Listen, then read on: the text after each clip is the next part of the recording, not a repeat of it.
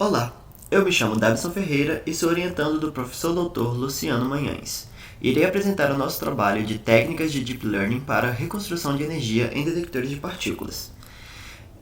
Para introduzir o nosso trabalho, vale então contextualizar de que a ideia de fazer a implementação embarcada de uma rede neural é para reconstruir um sinal da energia que é depositada das colisões de partículas que ocorrem no interior do calorímetro do detector Atlas. O Atlas é um dos maiores detectores dentre os 4 principais detectores do CERN. O CERN é uma organização, é o Centro Europeu de Pesquisa Nuclear. Ele é composto por 23 países membros, sendo que o seu acelerador de partículas fica a 100 metros de profundidade na fronteira franco-suíça. O Brasil passou a ser membro desde 2021.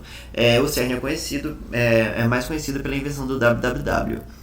Nesse trabalho, então, a implementação utilizando rede neural para a reconstrução do sinal se dá no contexto de atualização do acelerador de partículas, em que será aumentada a quantidade de colisões de partículas no interior do acelerador para que se possa detectar eventos raros devido a essas colisões, e isso de modo a elucidar ou descobrir uma nova física, ou mesmo validar o nosso modelo padrão, ou tentar entendermos sobre a origem do universo, tanto quanto também descobrir, testar teorias como a teoria das cordas e etc.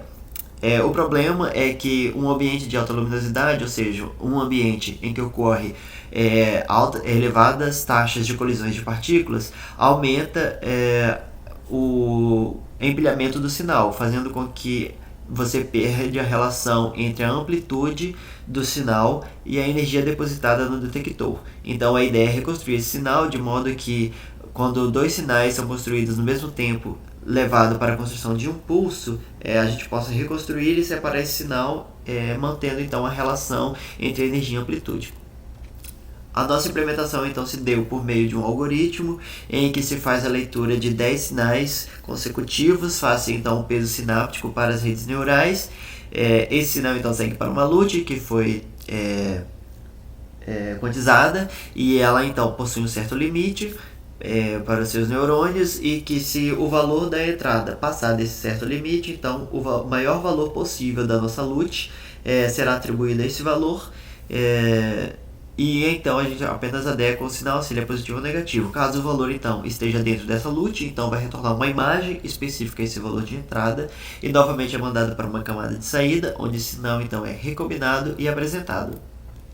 Essa arquitetura então é colocada em diversos processadores que estarão trabalhando em paralelo e de modo síncrono, de modo que não haja perda de sinal, já que apenas um processador não consegue lidar com a taxa de trabalho do acelerador de partículas. Então são necessários diversos processadores em uma dada frequência para que eles consigam dar conta desse sinal gerado.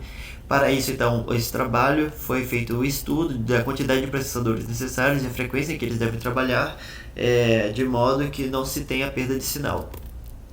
Com isso, nossos resultados foram que, quanto maior a frequência, nós teríamos que utilizar menores recursos lógicos, como os elementos lógicos, também quantidade de memória. A nossa memória está na ordem dos megas mesmo para as maiores frequências, o que acaba encarecendo o produto necessário para conseguir lidar com esse algoritmo.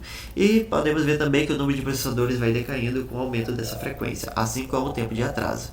Portanto, podemos concluir que esse método então é validado, e ele consegue então fazer todo o processamento desse sinal.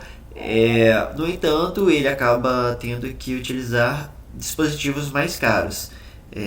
Isso acaba não sendo um problema, pois o importante é que nós temos essa tecnologia. Então esse trabalho acaba concluindo que podemos então melhorar essa técnica utilizada, ou então também estudarmos outras técnicas e outros métodos para então substituir o método atual, para que com a atualização do acelerador de partículas não tenhamos perdas e empilhamento do sinal. Muito obrigado.